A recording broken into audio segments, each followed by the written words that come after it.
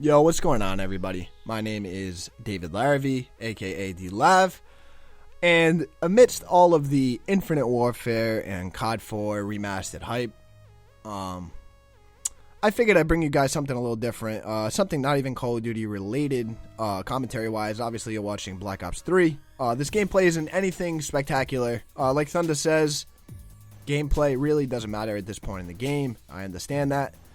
I'm not going to act like I'm some kind of pro MLG Call of Duty player. I'm just sweating it up right now with my VMP, probably using awareness, in all honesty, sweating my balls off. Is what it is.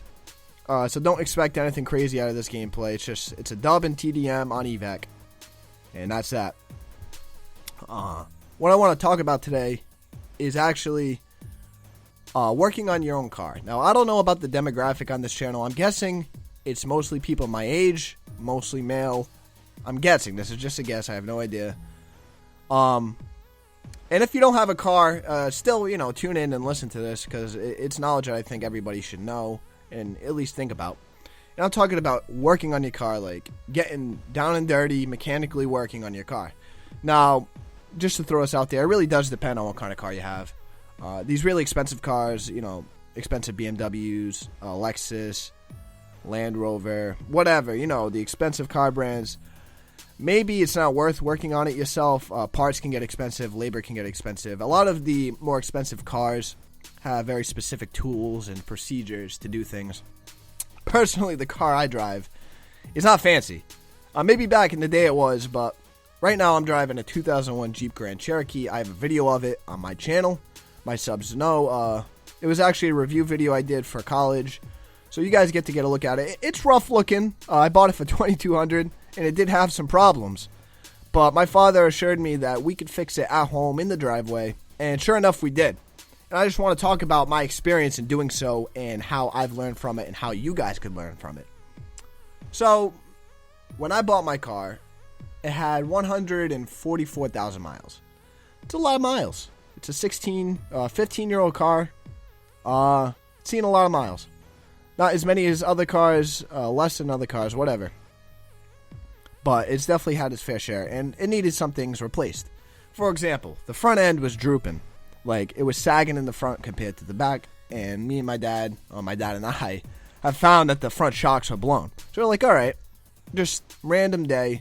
We were actually checking the brakes, and then we saw that.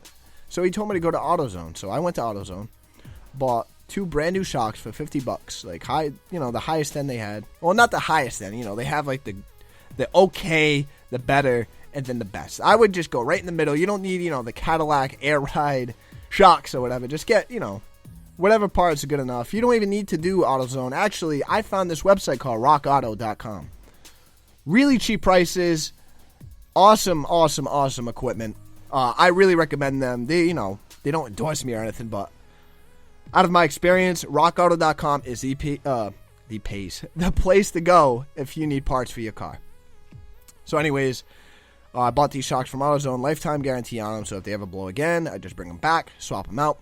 And me and my dad worked on it. It was like, 2-3 bolts? I think it was just 2 bolts. One on the top that connected to the chassis, one on the bottom that connected to the knuckle on the wheel, or whatever it's called. I'm not a professional. I'm just saying I'm in the learning process, and I'm liking working on my car a lot more, and I like getting down and dirty now. The hardest part was getting the rusty 16, 15-year-old bolts off the car. Took us a while. We had to get some leverage with a pipe. Leverage is your best friend if you don't have air tools.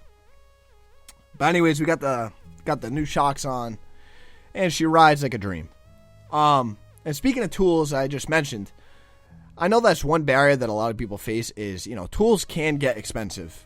But, with cheapo places like Harbor Freight, I'm not recommending to buy, power tools and stuff from Harbor Freight, but maybe they're wrenches or something. I don't know. Like my dad, I'm lucky. My dad has a lot of tools. He has ratchets, wrenches, this and that, and it's just really helpful.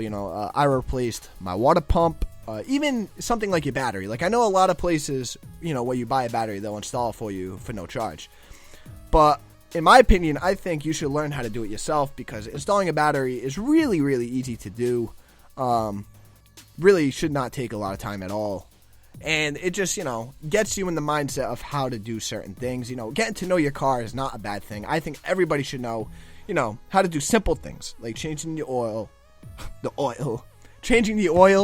battery, air filters, maybe even transmission fluid. Like, that's what I'm going to be doing to mine pretty soon. I don't know when the transmission fluid has been changed last. I mean, I've learned from my father that the fluid should be red, or at least in my specific case, I don't know if all transmission fluids are the same. I know they're not. I don't know if they're all red, but mine's supposed to be pinkish reddish, and it is. But just to be safe, so I can make my car last a really long time, I figured I would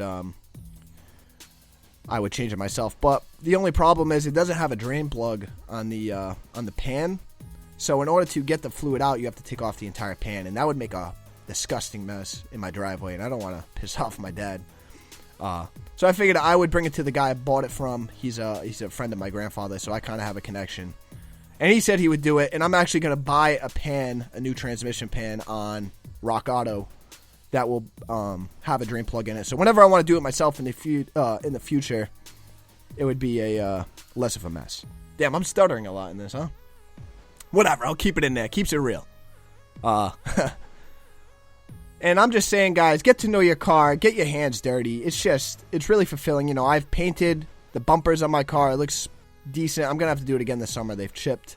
Replacing light bulbs. Simple stuff. I've done speakers in my car. I just put a subwoofer in the other day. Shit bumps. But yeah, I mean, that's all I have to say for now. If you guys want to hear more, just come on down to my channel. Let me know. And I just love to give a huge shout out to Thunderman. Thanks for putting me on this channel. It's a great opportunity. You got me my first 100 subs. That's awesome. And I want to know, Thunder, do you work on your car? What kind of car do you have? Do you recommend working on your car, man? I don't know. That's that. That's the gameplay 100 to 56. Thank you so much for watching. Leave me some comments down below. And just remember, guys, have a good one.